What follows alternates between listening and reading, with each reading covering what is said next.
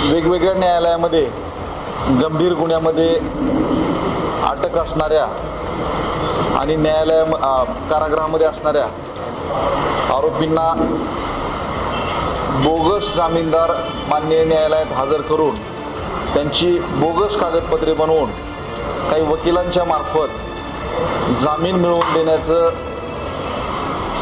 व न्यायदेवतेची दिशाभूल करण्याचं एक रॅकेट वानवडी पोलिसांनी उघडकीस आणलेलं आहे।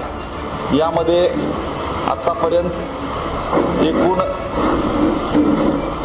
11 लोकांना अटक करण्यात आलेली आहे, ज्यामध्ये मुंबई, ठाणे, पुणे ग्रामीण परिसरातून बोगस जामीनदार तयार करण्यात आले होते। त्याचबरोबर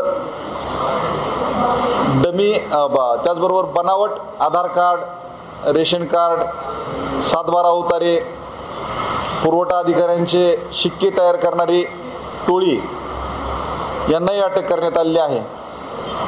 आणि अशा या बोगस जामीनदारांना न्यायालयापुढे हजर करणाऱ्या 2 वकिलांना अटक करण्यात आलेली असून पुढील तपास चालू आहे।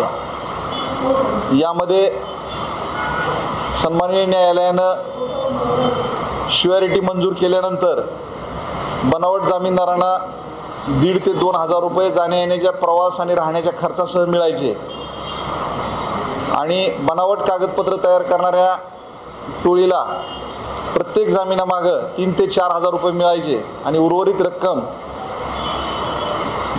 संबंधित न्यायालयात जामीनदारासाठी वकिली करणाऱ्या वकिलांना मिळायची।